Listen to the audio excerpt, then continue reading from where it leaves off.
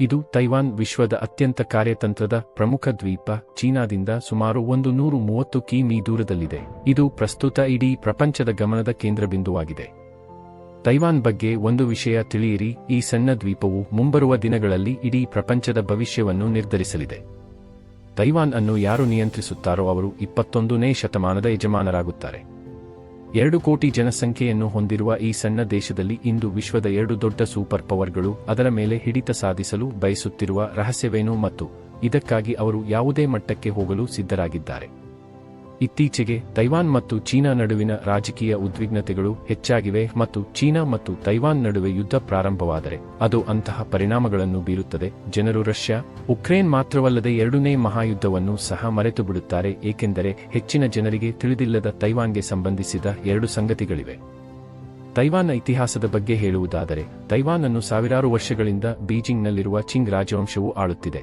ನಂತರ ಅದನ್ನು 1851ರಲ್ಲಿ ವಶಪಡಿಸಿಕೊಳ್ಳಲಾಯಿತು ಮತ್ತು ಮುಂದಿನ 50 ವರ್ಷಗಳ ಕಾಲ ಅದನ್ನು ಮೀರಿ ಆಳಿತು. ಆದರೆ 2ನೇ ಮಹಾಯುದ್ಧದ ಕೊನೆಯಲ್ಲಿ ಜಪಾನ್ ಈ ದ್ವೀಪವನ್ನು ಚೀನಾಕ್ಕೆ ಹಿಂದಿರುಗಿಸಬೇಕಾಯಿತು.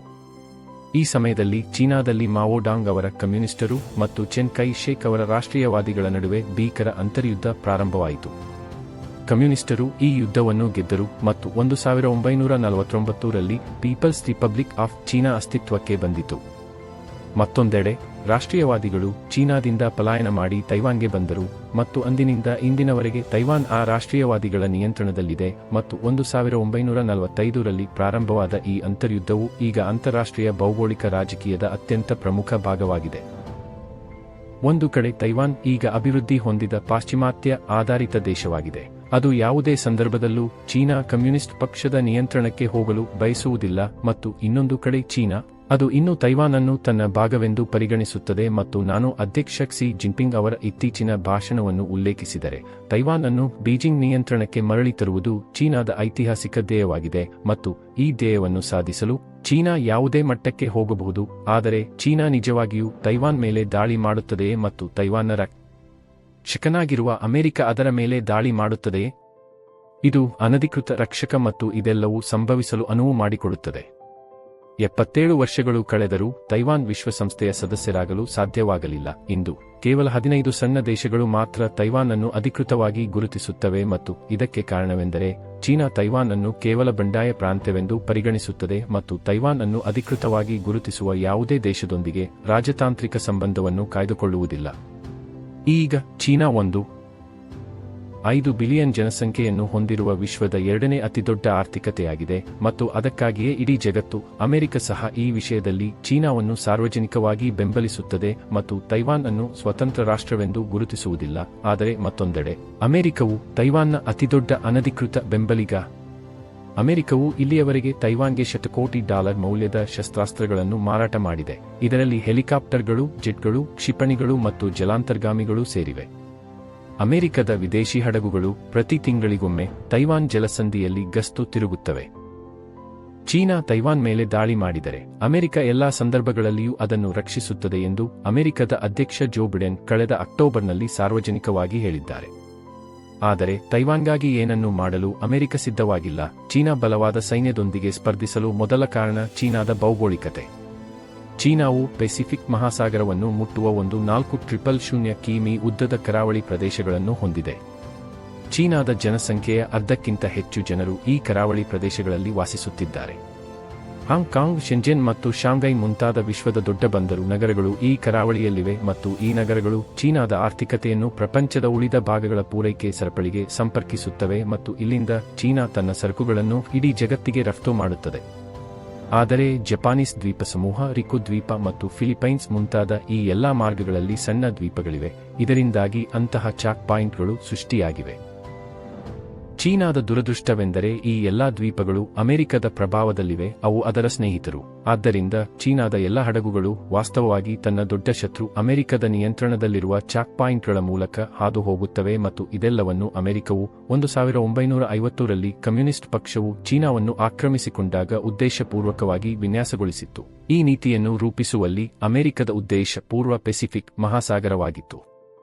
ಈಗ ಚೀನಾದೊಂದಿಗೆ ಯಾವುದೇ ಸಂಘರ್ಷದ ಸಂದರ್ಭದಲ್ಲಿ ಅಮೆರಿಕನ್ ನೌಕಾಪಡೆ ಮತ್ತು ಅದರ ಸ್ನೇಹಿತರು ದ್ವೀಪಗಳು ಅಥವಾ ಚೆಕ್ ಪಾಯಿಂಟ್ಗಳನ್ನು ನಿರ್ಬಂಧಿಸಬಹುದು ಮತ್ತು ಅಂತಹ ಕ್ರಮವು ಇಡೀ ಚೀನಾದ ಆರ್ಥಿಕತೆಯನ್ನು ಮೊಣಕಾಲುಗಳಿಗೆ ತರುತ್ತದೆ.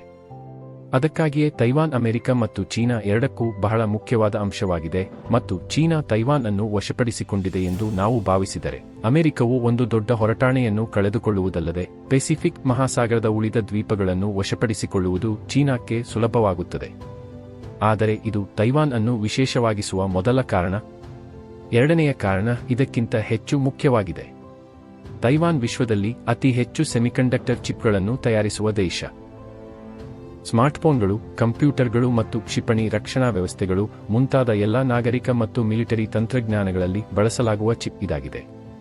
ವಿಶ್ವದ ಸೆಮಿಕಂಡಕ್ಟರ್ ಚಿಪ್ಗಳಲ್ಲಿ ಸುಮಾರು 65% ತೈವಾನ್ನಲ್ಲಿ ತಯಾರಿಸಲಾಗುತ್ತದೆ.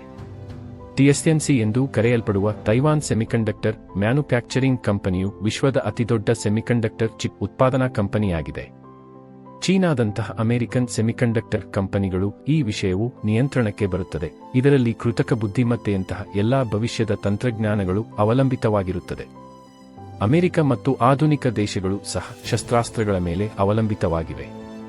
ಇದರ ನೈಸರ್ಗಿಕ ಪರಿಣಾಮವೆಂದರೆ ಚೀನಾ ಆಧುನಿಕ ಯುದ್ಧದಲ್ಲಿ ವಿಶ್ವದಲ್ಲಿ ಅಗ್ರಸ್ಥಾನ ಪಡೆಯುವುದು.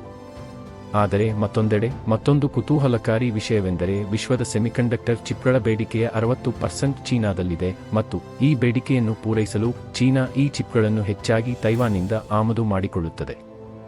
ವಾಸ್ತವವಾಗಿ ತೈವಾನ್ ಚೀನಾ ವ್ಯಾಪಾರದ 50% ಸೆಮಿಕಂಡಕ್ಟರ್ ಚಿಪ್ಗಳಾಗಿವೆ. ಆದ್ದರಿಂದ ಚೀನಾ ತೈವಾನ್ ಯುದ್ಧದ ಸಂದರ್ಭದಲ್ಲಿ ಅಮೆರಿಕ ಮತ್ತು ಯುರೋಪ್ ಮಾತ್ರವಲ್ಲದೆ ಚೀನಾ ಕೂಡ ತಾತ್ಕಾಲಿಕವಾಗಿ ಕೆಟ್ಟ ಪರಿಣಾಮ ಬೀರುತ್ತದೆ. ಸಂಕ್ಷಿಪ್ತವಾಗಿ ಹೇಳುವುದಾದರೆ, ಯುದ್ಧದ ಸಂದರ್ಭದಲ್ಲಿ ತೈವಾನ್ ಚಿಪ್ ಉತ್ಪಾದನೆಯನ್ನು ನಿಲ್ಲಿಸಿದರೆ ಇಡೀ ಪ್ರಪಂಚದ ಆರ್ಥಿಕತೆಯು ಅಲುಗಾಡುತ್ತದೆ. ಆದರೆ ಚೀನಾ ತೈವಾನ್ ಮೇಲೆ ದಾಳಿ ಮಾಡುವುದಿಲ್ಲ ಎಂದು ಇದರ ಅರ್ಥವಲ್ಲ. ತಜ್ಞರ ಪ್ರಕಾರ ಚೀನಾ ತೈವಾನ್ ಅನ್ನು ವಶಪಡಿಸಿಕೊಳ್ಳಲು ಬಯಸಿದರೆ ಅದಕ್ಕೆ 2030ರವರೆಗೆ ಮಾತ್ರ ಸಮಯವಿದೆ, ಏಕೆಂದರೆ ಆಗ ಅಮೆರಿಕ ಮತ್ತು ಯುರೋಪ್ ಪರ್ಯಾಯಗಳನ್ನು ಹೆಚ್ಚಿನ ಪ್ರಮಾಣದಲ್ಲಿ ಕೈಬಿಡುತ್ತಿದ್ದವು. ಕೃತಕ ಬುದ್ಧಿಮತ್ತೆ ಹರಡುತ್ತಿತ್ತು ಮತ್ತು ಬಹುಶಃ ಈ ಎಲ್ಲಾ ದೇಶಗಳು ಚೀನಾಕ್ಕಿಂತ ಹೆಚ್ಚು ಬಲವಾದ ಸ್ಥಾನಕ್ಕೆ ಬರುತ್ತಿದ್ದವು.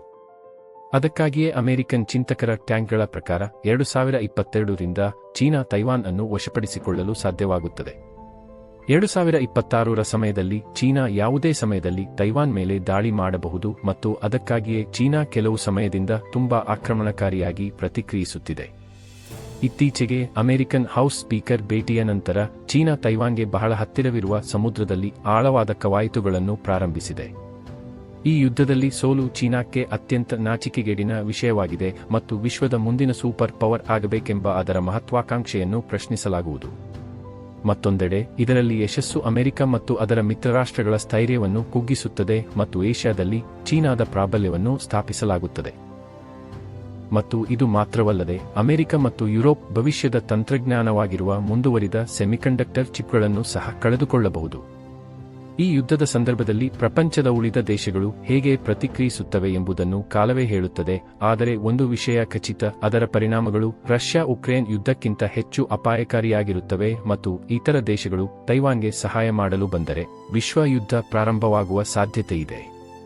ತೈವಾನ್ ಚೀನಾ ಸಂಘರ್ಷವು ತುಂಬಾ ಸಂಕೀರ್ಣ ಪರಿಸ್ಥಿತಿಯಾಗಿದೆ. ಈ ಇಡೀ ಪರಿಸ್ಥಿತಿಯ ಬಗ್ಗೆ ನಿಮ್ಮ ಅಭಿಪ್ರಾಯವೇನು? ನಿಮ್ಮ ಸಲಹೆಗಳು? ದಯವಿಟ್ಟು ಕೆಳಗೆ ಕಾಮೆಂಟ್ ಮಾಡಿ ಮತ್ತು ನೀವು ಈ ವಿಡಿಯೋವನ್ನು ಇಷ್ಟಪಟ್ಟರೆ ಅದನ್ನು ಲೈಕ್ ಮಾಡಿ ಮತ್ತು ಚಾನಲ್ಗೆ ಚಂದಾದಾರರಾಗಿ. ನಾನು ಇನ್ನೂ ಅನೇಕ ಆಸಕ್ತಿದಾಯಕ ವಿಷಯಗಳ ಕುರಿತು ವಿಡಿಯೋಗಳನ್ನು ಮಾಡಬೇಕಾಗಿದೆ, ಆದ್ದರಿಂದ ನಿಮ್ಮ ಬೆಂಬಲ ಬಹಳ ಮುಖ್ಯ.